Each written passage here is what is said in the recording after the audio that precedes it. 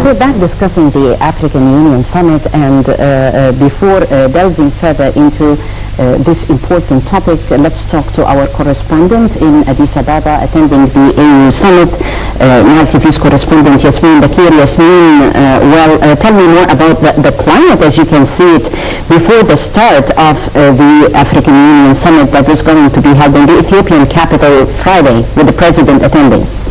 Yasmin. Yes, Tagreed.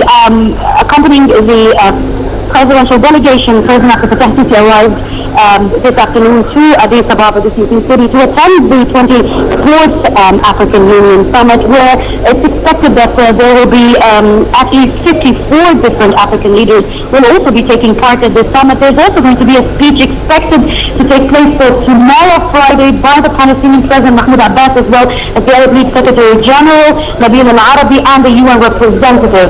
Accompanying President Abdullah to Addis Ababa was the Central Bank Governor Hisham Rams, the Minister of Petroleum Engineer Sharif Ismail, the Minister of Water, Irrigation and Resources Dr. Hassan Maghazi, and the National Security Advisor Faiza Abul-Nada.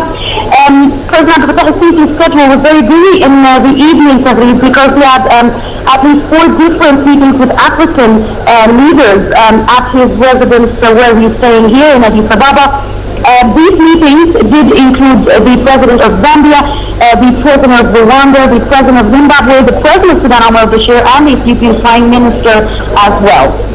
Right. Yasmin, how about the summit's main agenda? What are the main files that are going to be raised as you can go through the agenda of the summit?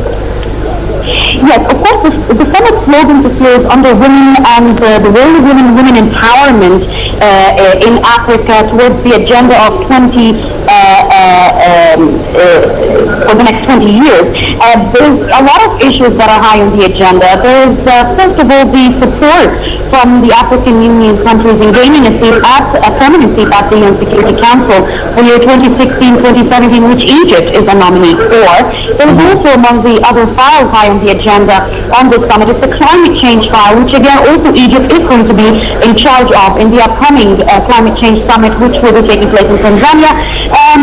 Security file, stability in the region, combating terrorism, the situation in South Sudan, in Libya, health files as well, in fighting and the spread of the disease such as Ebola, are all on the agenda of the summit.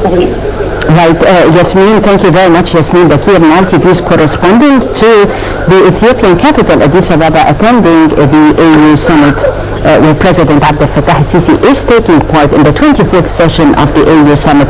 Discussing further the issue, always honored to have with us Excellency Ambassador Ibrahim Elsheweiny, the former Assistant Foreign Minister. Mr. Ambassador, thank you for coming. Thank you. Good evening to you. And Dr.Salah Abdullah, it's an honor to have you, our political analyst for the daily debate tonight. Dr. Abdullah, thank you very much for being here. Ambassador Elsheweiny, well, as our correspondent said, it's a very important summit where more than one issue is going to be raised, from women empowerment to water management, a very significant summit that comes timely. The African Union, the 24th session of the AU Summit, as you see it, how is it different this year? It is very important because the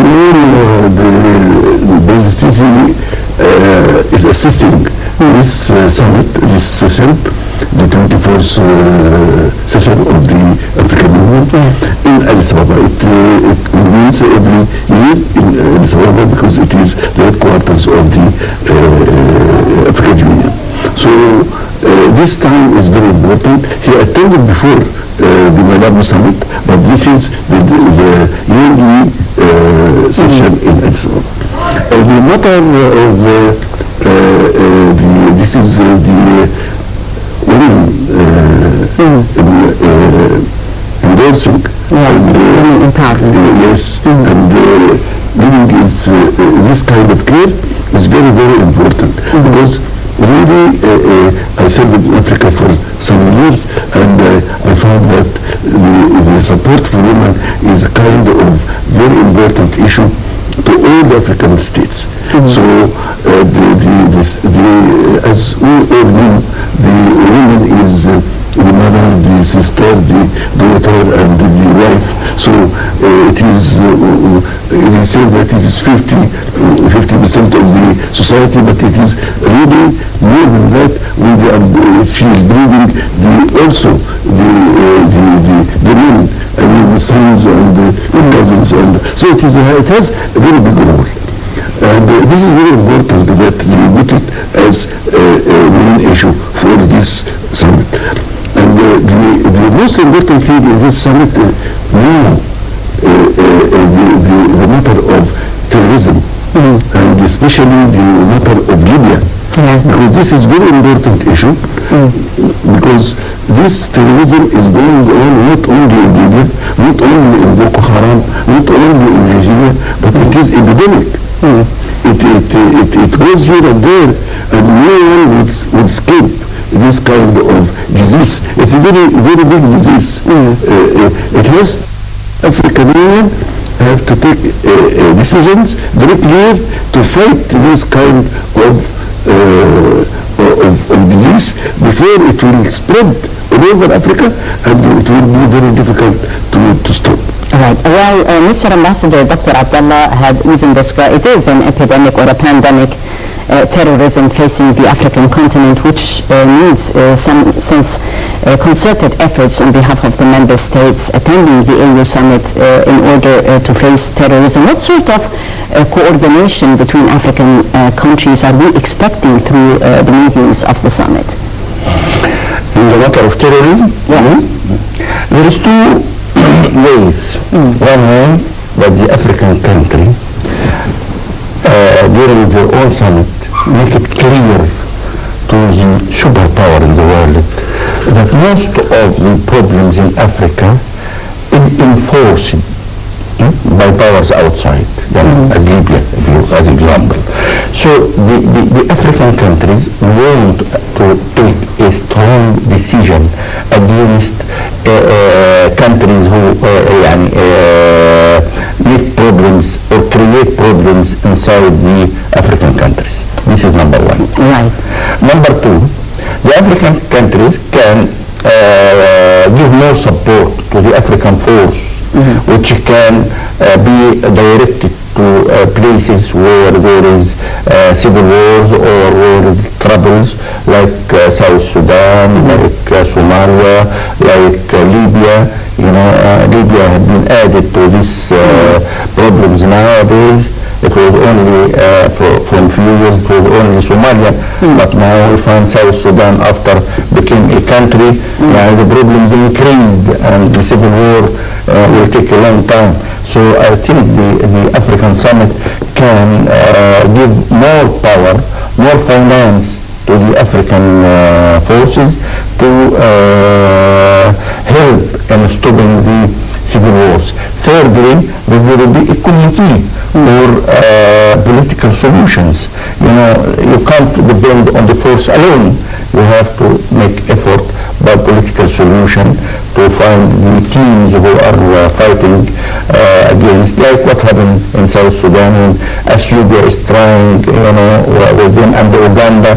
It will be through the summit, there will be a committee for trying to find political solution for those rising problems or rising terrorism or challenges in these countries. This is the item that I think the summit can do. Will be raised, right. Ambassador Elsheweiny, the committee that Dr. Abdullah is talking about is going to be entrusted with finding political solutions to the areas of conflict. We have Libya, as you've earlier mentioned, which is considered to be on top of the list. What sense of coordination could be done through the member states attending?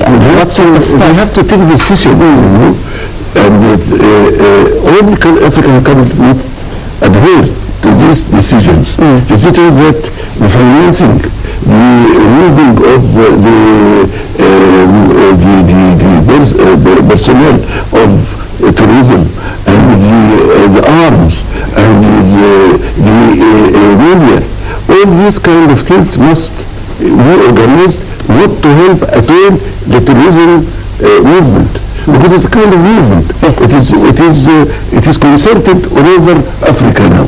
We find that Boko Haram is working in Nigeria and now in Mali, in Niger, in Chad, and the problems are going on here in Algeria and in Libya.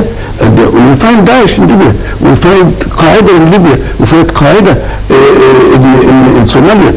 So there must be decisions that the movement of those terrorists must be stopped. No one can give them money, no one can give them arms, no one can give them ways of life or any kind of support.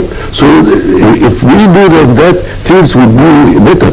Because, you know, whenever they find shelter in any other country, that they are working, for example, they worked in Nigeria, and then they search for shelter in Mali, or shelter in Niger or Chad. So this is the idea, that all the countries must adhere to these decisions to stop the movement, the real movement, the criminal, because they have to consider them as criminals. This is very important. The ordinary penal law must be applied, must be applied for those persons who are going here and there, and they are mainly that Ansar Sharia or the Bro-Sharia or Nusra or whatever, you know, all this, they belong to the original mother is Al-Qaeda. Right. Dr. Abdullah, how is it important, as you see, to expand the Security Council in order to address African issues rightfully? We know that the EU had endorsed Egypt as